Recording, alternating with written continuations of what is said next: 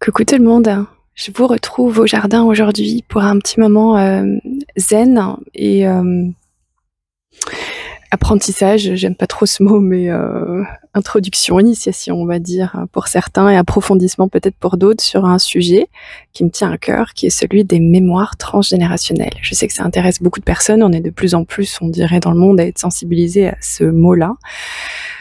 Et j'aimerais apporter aux gens qui me suivent et qui sont sur un travail de libération par rapport à ça, un regard peut-être différent, peut-être approfondi aussi sur ce sujet-là.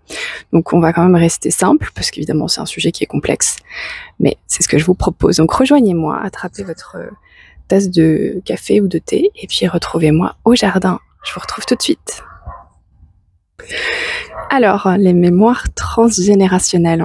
Cette vidéo, et puis l'approche que je vous propose, elle inclut en fait, j'appelle ça transgénérationnel parce que c'est un peu le mot à la mode en ce moment, mais évidemment ça inclut, en fait pour moi le mot-clé c'est mémoire. Comment est-ce qu'on libère une mémoire?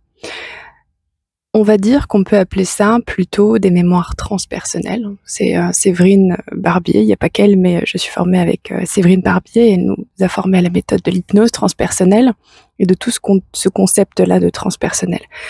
Transpersonnel, ça veut dire juste au-delà de notre biographie. Donc ça veut dire qu'on va s'intéresser à la libération des mémoires qu'on porte qui sont au-delà de notre biographie, mais ça inclut aussi notre biographie. Donc des mémoires que vous avez vécues dans cette vie, des mémoires que peut-être vous avez vécues dans une autre vie, des mémoires que peut-être vos familles ont vécues et puis vous ont transmis, etc., etc. Donc cette approche-là, elle inclut toutes les mémoires que votre corps peut porter. Moi, ma vision, c'est que finalement, au bout du compte, c'est la même chose. Donc, comment est-ce qu'on peut approcher ce thème de mémoire et comment est-ce qu'on peut les comprendre? Déjà, c'est intéressant de se demander comment est-ce que ces mémoires, elles sont créées dans le corps. Puisque si on veut les libérer, ça veut dire qu'elles sont présentes quelque part dans votre corps. Sinon, vous n'auriez pas à les libérer. Donc, elles sont présentes, on va dire, physiquement, énergétiquement, dans votre corps. Alors, comment est-ce qu'une mémoire se forme dans votre corps? Je vais vous retracer les étapes que moi j'ai identifiées. Vous vivez des expériences. On vit tous des expériences. À l'appel, des tonnes. Vous vivez des expériences et puis ces expériences, elles vont passer par le filtre de votre conscience qui va les processer, les analyser et puis les trier pour en avoir un sens. Les expériences que vous vivez, ça comporte donc des tonnes d'informations. D'accord? Pour la conscience, c'est plein d'informations tout ça. Et puis, les informations qui passent à l'intérieur de vous, il va y avoir deux options, on va dire. Soit elles correspondent à votre programme intérieur, ce que vous vous attendez à vivre et à expérimenter. Ça fait sens pour votre subconscient. Soit il y a un décalage. À chaque fois qu'il y a un décalage entre ce que vous vous attendez à expérimenter et ressentir et ce que vous ressentez et vivez au bout du compte, qu'est-ce qui va se passer? Ça va déclencher une émotion. Une émotion, c'est simplement ce qui signale au corps, attention, il y a un décalage. Ça ne correspond pas à ce qu'on est en train de vivre avec ce qu'on s'attendait à vivre. C'est juste ça. Donc soit le décalage, il est positif, soit il est négatif. S'il est positif, ça va être de la joie, par exemple. C'est « waouh, je ne m'attendais pas à ce que ce soit possible » et ça déclenche une émotion. Soit le décalage est entre guillemets négatif, c'est moins bien que ce que j'avais attendu. Et dans ce cas-là, ça va déclencher une émotion dite négative. À chaque fois qu'il y a un décalage, alors évidemment, on en a besoin de ces émotions, et donc de savoir s'il y a un décalage. Parce que ça veut dire quoi? Ça veut dire que les émotions permettent à votre corps de se mettre à jour, s'assurer que vous êtes suffisamment adapté au monde et aux expériences que vous vivez. C'est ça le rôle des émotions, de vous mettre à jour. Et évidemment, plus grand le décalage est perçu, plus grande et forte l'émotion va être. Donc on va avoir deux options. Soit le corps est capable de prendre en charge ce décalage et cette émotion, et dans ce cas-là, l'émotion va juste transiter et puis ressortir. Soit le corps ne va pas être capable de prendre en charge l'émotion qui se présente. Qu'est-ce qui fait que le corps peut ne pas être prêt à prendre en charge une émotion? On va y revenir un petit peu après, mais ce que moi là je vous propose, c'est, ça veut dire quoi ressentir une émotion? Quand on ressent une émotion dans une situation qu'on vit, ça veut dire que on perçoit cette situation comme réelle. Elle devient réelle à partir du moment où on ressent l'émotion qui est associée. Et parfois, ce qu'on vit de la réalité, c'est tellement différent de ce qu'on pense qu'on devrait vivre que c'est trop fort à ressentir, mais c'est pas juste que c'est trop fort à ressentir, c'est qu'on veut pas que ce soit réel. D'accord? Donc on va se couper de l'émotion, la bloquer quelque part, la mettre de côté, pour ne pas avoir à vivre et accepter que la situation est réelle. C'est ça le mécanisme. Et c'est pertinent de faire ça, parce que des fois, simplement, on se retrouve dans une situation qui est trop pour notre programme intérieur. Donc c'est pertinent que ça fonctionne comme ça. La seule chose qui est importante de savoir, c'est que ça peut être que temporaire. À partir du moment où le corps a perçu une situation, lui, il sait qu'elle est réelle. L'émotion qui va transiter va servir à mettre à jour notre programmation intérieure liée à la conscience de ce qui est en train d'être vécu. Si le corps et la conscience n'est pas prêt, la vie a prévu que c'est pas grave, on va mettre de côté l'émotion et toutes les informations qui sont associées à cette émotion. On va simplement la mettre de côté, mais où ça, quelque part dans le corps, ça va être coupé du reste, et on assiste à la naissance d'une mémoire. Ce qui fait que la mémoire, elle va être karmique, personnelle, transgénérationnelle, etc. Ça dépend juste d'où elle vient, à quel moment est-ce qu'elle a été conçue, cette mémoire, à quel moment la situation a été vécue et le blocage a été créé. Et donc ensuite, qu'est-ce qui se passe? Vous continuez à vivre vos expériences. Ça a été mis de côté, donc vous continuez. Mais vous continuez avec un poids, avec une charge qui va être placée quelque part dans le corps. C'est la mémoire qui contient toutes les informations vibratoires en lien avec l'émotion qui a été vécue. Et pas complètement vécue, qui a commencé à être vécue. Et donc vous continuez à vivre vos expériences avec cette mémoire qui est présente dans le corps, qui elle ne continue pas, elle reste bloquée dans son espace-temps. Et donc il y a comme un gardien dans votre conscience qui est alloué à cet espace-là, puis qui va le maintenir en vie. Il faut bien s'en occuper. Et donc qu'est-ce que ça va faire, ça? Ça va créer et générer un déséquilibre dans votre corps, puisque votre structure n'est plus dans son équilibre originel, et tous les espaces ne sont plus en unification, puisqu'il y en a une qui est mise de côté. Et cet endroit-là va manger de l'énergie, d'accord, pour se maintenir en vie. Donc, ça va créer un déséquilibre. Au bout d'un moment, ce déséquilibre, au début, ça va pas être grave, parce qu'au début, on est tellement content de ne pas avoir à ressentir la réalité de l'émotion qu'on évite, et la situation, que ça va, on a trouvé une stratégie d'évitement. Mais à un moment donné, ce qui va commencer à prendre de plus en plus de poids, c'est le déséquilibre qui s'est installé, qui commence à générer des symptômes.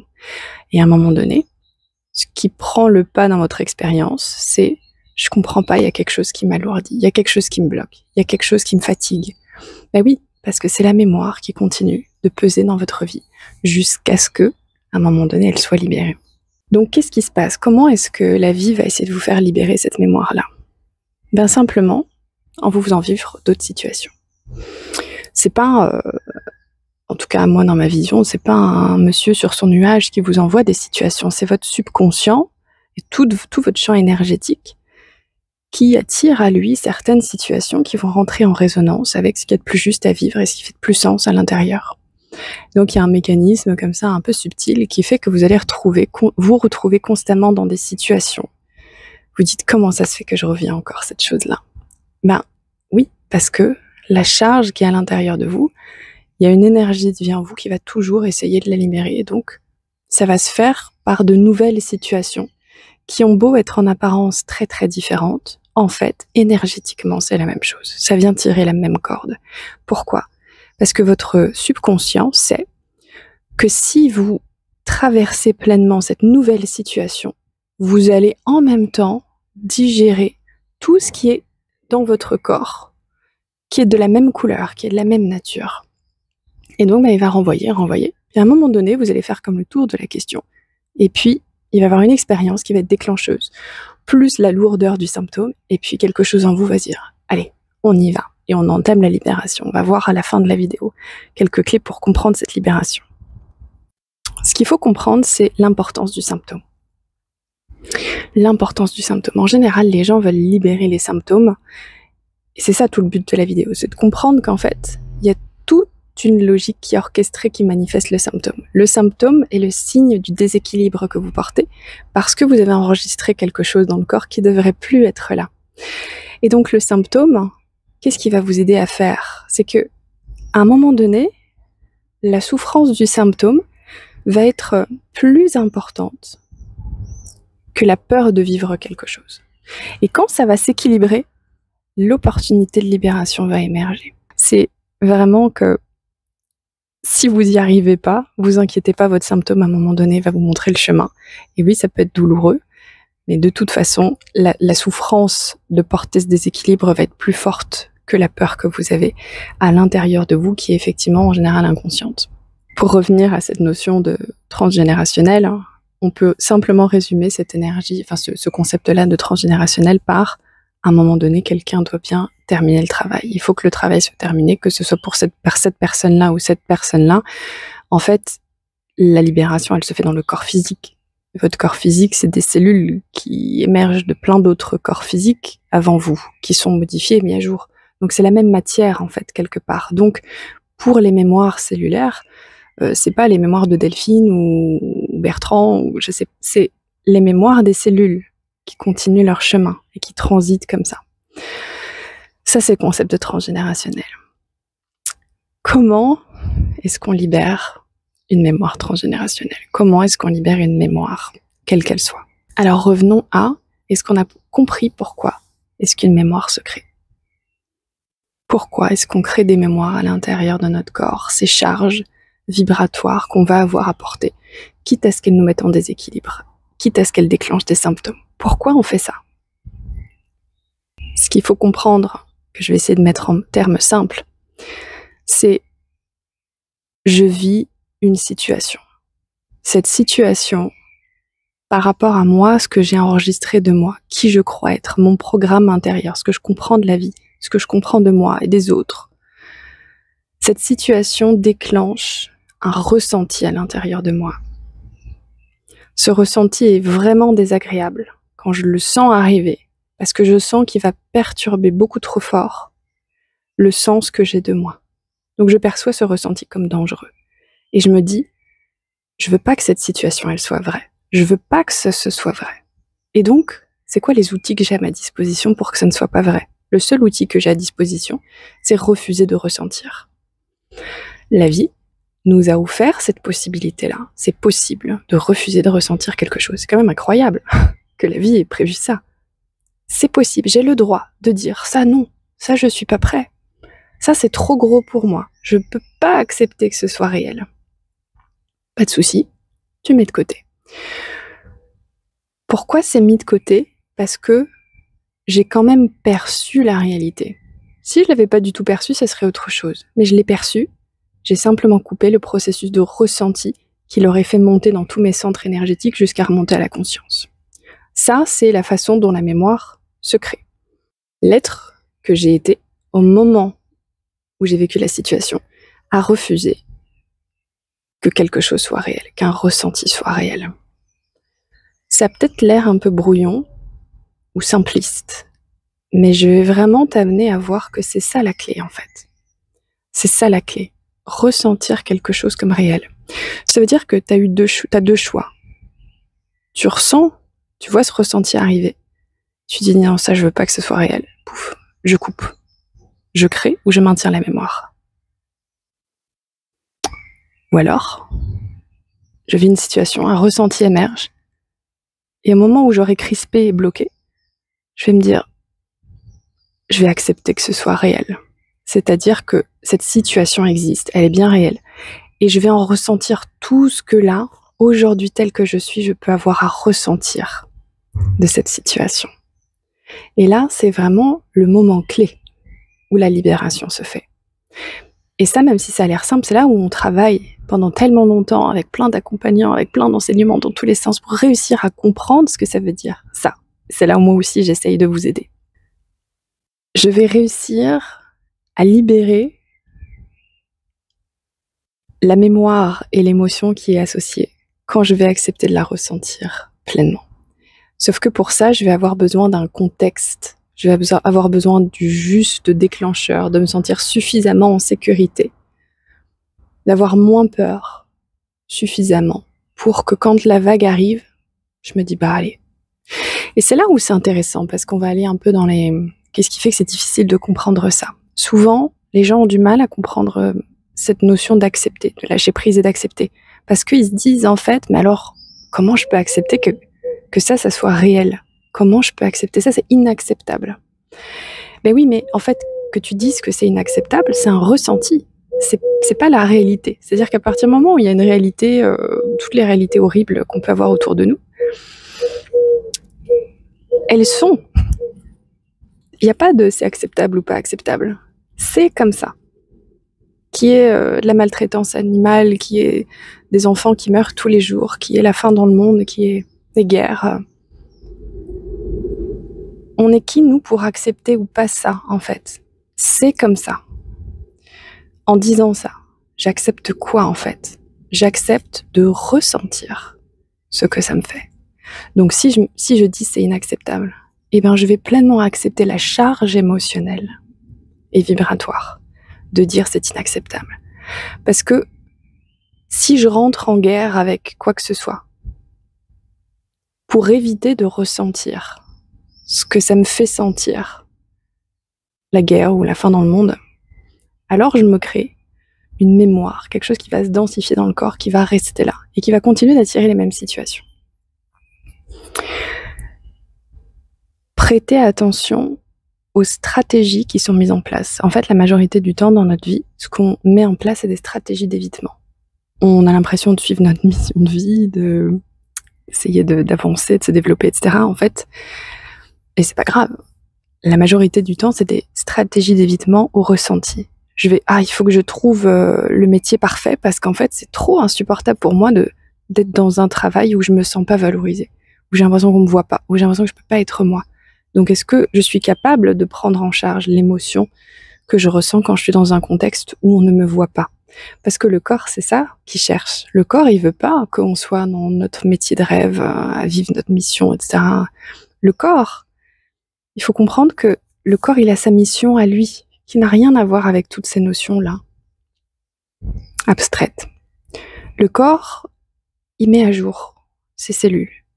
Il a besoin de rester en lien avec le vivant, libérer les cellules, se mettre à jour.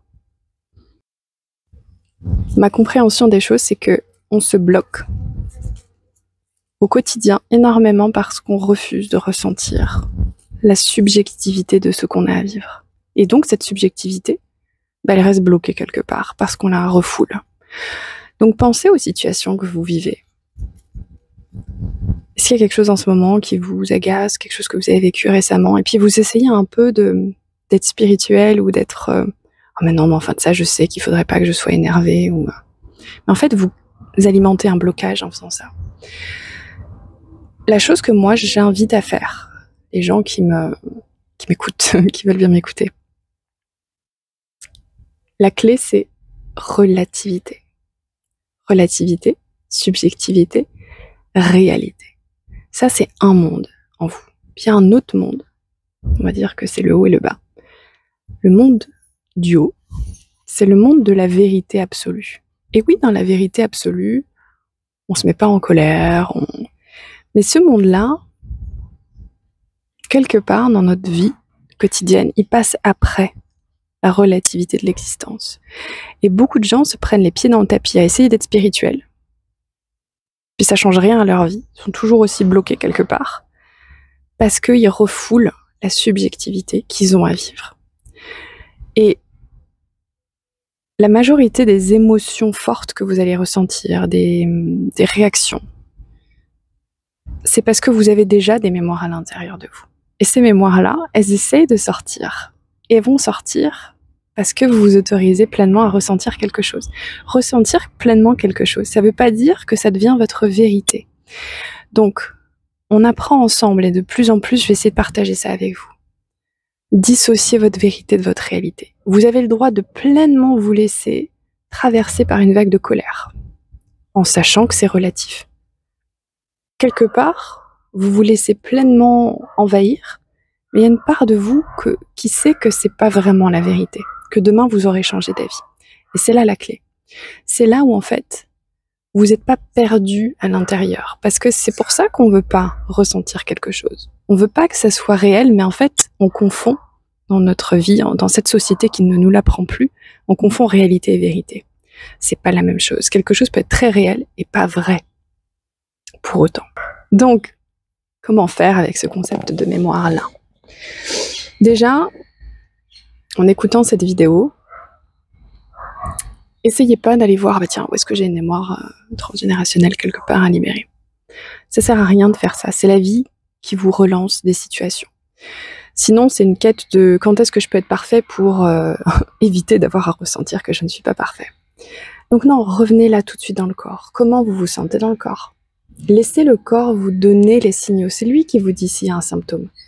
Comment je sais si j'ai une mémoire transgénérationnelle, karmique, etc. à libérer? Est-ce que j'ai un symptôme dans mon corps? Est-ce que j'ai un symptôme dans mon corps? Si j'ai un symptôme, je vais aller écouter mon symptôme. Un outil qui est utile et intéressant. Admettons que vous avez connecté à cette charge émotionnelle qui réémerge. Et vous, donc, avec tout ce que j'ai dit, vous comprenez, ça doit être une mémoire qui émerge. Vous laissez la vague émotionnelle se faire. Pour ça, il y a des techniques il y en a plein, qui sont très bien d'accueil émotionnel. L'EFT, ça marche très bien, la méthode Tipeee, c'est très intéressant aussi. Tout ce qui vous permet de rester présent avec le corps. Et vous allez permettre à la charge de s'amplifier, puis de redescendre, sans chercher à la contrôler. En admettant que vous sentez qu'il y a une part de vous qui veut aller un peu plus vite dans la libération et que ça se fait pas. Il y a quelque chose qui veut garder. En fait, c'est ça, qu'est-ce qui fait que des fois cette libération elle marche pas? C'est simplement qu'il y a une part de nous qui n'a pas envie que ça marche parce qu'elle s'identifie encore à la vérité qui est portée par la mémoire. Ça veut dire quoi? Ça veut dire qu'il va falloir aller peut-être voir la pertinence de cette mémoire. Ça veut dire que peut-être cette mémoire elle a quelque chose à dire qui est important pour elle avant de partir, important pour elle de sentir que vous avez pris en compte ça. Et là, il y a un outil qui est très intéressant, qui est ce dialogue intérieur, où vous allez simplement comme personnifier la zone qui porte le ressenti physique, et puis aller lui parler. Et simplement la valider. Toi, pour toi, t'as vraiment pas envie de ressentir ça. Qu'est-ce que tu ressens exactement? Qu'est-ce qui fait que t'as vraiment pas envie de ressentir ce sujet-là, cette situation, que t'as pas envie que ça soit réel, que t'as peur que ça soit vrai? Écoutez-la. Il va falloir vous mettre en relaxation pour faire tout ça, sinon le mental...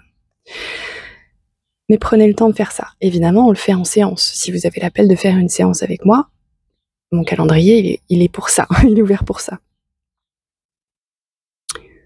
Mais j'ai vraiment à cœur que les gens apprennent à le faire en autonomie. Et on a toujours besoin de s'entraider de toute façon. Mais cet outil-là, c'est toute la vie que c'est utile et important. Et puis, continuez à vous adresser à cette part de vous, cet espace de vous, jusqu'à ce que vous disiez à l'intérieur « Ah bah oui, je comprends. Je comprends pourquoi elle a toujours pas envie de vivre cette situation. Pourquoi c'est toujours aussi important pour elle. » C'est pas tant la cause que vous avez besoin de toucher, c'est la pertinence. En quoi cette part, elle a raison, dans sa relativité, de ne pas vouloir, de refuser de vivre quelque chose. Bon, ça fait déjà beaucoup de nourriture pour l'esprit, pour le mental. On va s'arrêter là.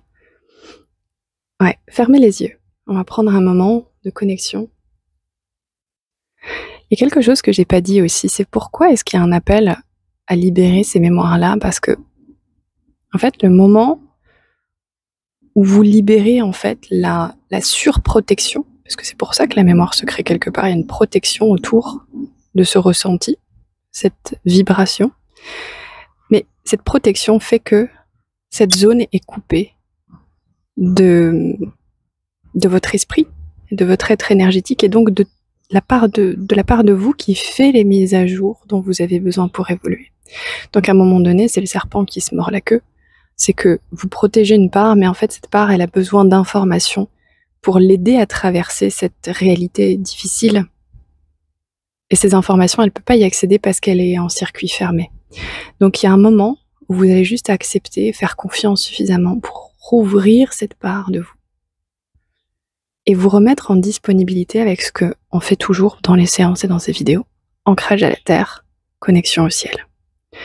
Faites-le avec moi un instant, rappelez-vous de votre connexion à la terre. Au centre de la terre. Et de votre connexion à l'univers, au ciel, au centre de l'univers. Imaginez que vous ouvrez toutes vos cellules, que vous leur permettez de se rebrancher au courant électrique là, qui traverse votre corps. En vous disant, et en disant à votre corps, que les endroits qui sont fermés, qui s'identifient à quelque chose, qui veulent pas être en contact avec l'énergie de la vie, parce que ça fait trop peur de se laisser changer, de perdre son identité, de perdre quelque chose d'important au passage, de se dire mais en fait je fais confiance à mon ancrage ici, à mon corps, à ma connexion à ma conscience supérieure, cette force qui me guide tous les jours. Je fais confiance pour que soit pris en charge, mis à jour et libéré tout ce qu'il y a de plus juste pour moi. S'il y a des choses auxquelles je m'accrochais encore et que je refusais encore, alors que c'est pas vraiment juste pour mon évolution et que ça demande trop d'efforts et d'énergie à mon corps, je donne la permission à mon corps de les laisser partir. Ça peut déclencher des émotions. Et là, vous laissez l'émotion remonter. Vous la laissez s'amplifier. En même temps que vous êtes très très très présent à la connexion au sol, à l'attraction au sol, et à ce qui vous élève, la connexion, tout en haut de votre tête, à l'énergie du ciel, et vous respirez.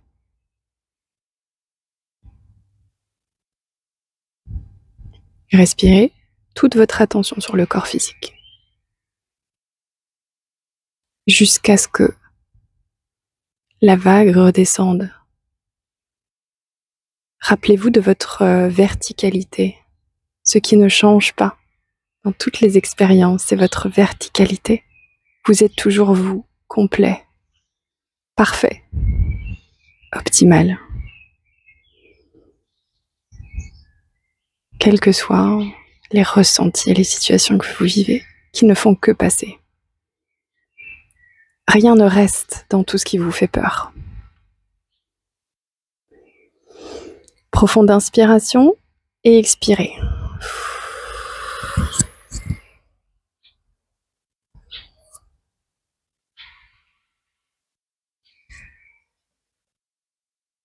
Vous pouvez refaire cet exercice autant de fois que vous en avez besoin.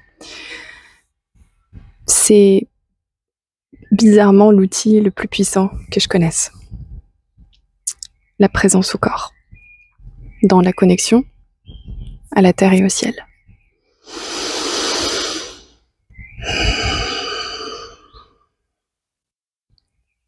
Merci pour votre présence, pour votre attention. J'espère que pour certains, il y a des choses qui se sont activées, peut-être de compréhension. Et vous le savez, je suis toujours ravie d'accompagner les gens dans ce travail-là. Sur mon site internet, il y a 3 services qui sont proposés. Il y a celui qui est le plus classique que j'offre, que j'ai beaucoup offert ces dernières années. C'est la lecture et la reprogrammation de l'inconscient. C'est des séances d'1h30 où là, vous arrivez avec une problématique et on va faire ce travail-là d'aller voir en profondeur pour vous quel est le symptôme, quel est le blocage, est-ce qu'il y a une mémoire qui est encore présente, quelle est la pertinence, les programmes peut-être que vous portez, et voir qu'est-ce qui est prêt à être libéré, et qu'est-ce que votre conscience appelle à libérer aujourd'hui pour votre évolution la plus optimale. Donc c'est pas moi qui décide, moi je me connecte à votre structure énergétique, je suis le porte-parole de votre conscience, de votre corps et subconscient, et on fait le travail ensemble. C'est des séances qui sont magnifiques, qui agissent de manière progressive. Parce que c'est des changements qui sont durables qu'on fait. Donc, après les séances, ça continue à s'intégrer. Et puis, à un moment donné, vous vous rendez compte que, ah tiens, c'est drôle, ça se serait peut-être pas passé comme ça avant. Il y a quelque chose qui me semble plus léger dans cette situation-là.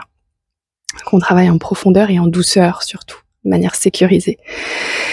Il y a le deuxième accompagnement qui est assez récent sur mon site, vous allez le trouver assez facilement, c'est l'audio. C'est ce que j'appelle la lecture énergétique. Donc là, avec cette séance-là, c'est plus abordable, c'est 45 minutes seulement.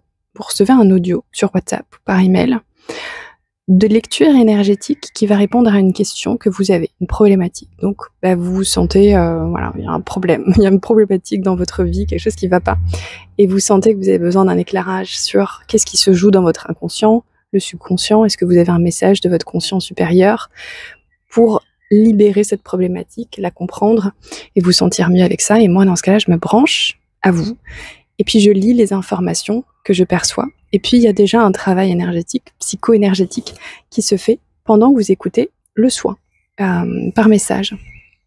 Et la troisième séance, c'est l'hypnose transpersonnelle, qui sont des séances longues de 3h30 où, en général, j'invite les gens à faire cette séance quand ils ont déjà fait un certain travail sur eux, où ils sont suffisamment stables avec eux-mêmes et où il y a une certaine autonomie qui s'est installée, simplement parce que c'est des séances qui sont plus agréables à ce moment-là. Du coup, quand ça c'est prêt, votre conscience va vraiment vous emmener à visiter des choses un peu plus agréables que simplement vos blessures, etc., même si ça marche très bien. Moi, ce que j'aime, c'est d'aller visiter vos dons, ce que votre conscience supérieure a à vous dire de vous-même, qui peut vraiment vous aider à vous épanouir, à mieux vous comprendre, à savoir quel chemin prendre. C'est des séances qui sont magiques parce que vous allez répondre vous-même à vos questions. C'est assez surprenant parce que du coup, vous réécoutez l'audio, vous revenez de la séance, vous dites comment ça se fait que tout ça s'est passé, c'est incroyable pour les gens qui n'ont jamais fait de séance comme ça. Et vous êtes vous-même en contact avec la part de vous qui a les informations et les réponses, et avec votre conscience supérieure. Et moi, je deviens l'intermédiaire, en fait, entre vous et vous-même. C'est des séances qui sont magnifiques, que je recommande vraiment à tous ceux qui peuvent se le permettre, et qui ont un appel de leur âme, en fait. C'est vraiment un appel de l'âme. Bon, comme toutes les séances, mais celle-ci particulièrement. Ce sont les 3 séances que je propose, et elles sont toutes disponibles sur mon site internet, qui a fait une petite mise à jour récemment. Et puis, qu'est-ce que je voulais vous dire? C'est tout. Je suis disponible, évidemment, si vous avez des questions.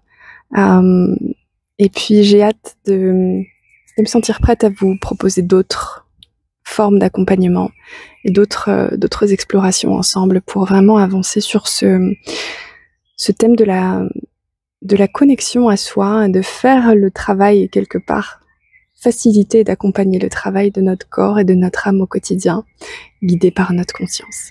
Je vous souhaite une merveilleuse après-midi ou journée ou soirée quand vous regardez cette vidéo. Et je vous envoie plein de belle énergie de mon endroit ensoleillé. À très bientôt.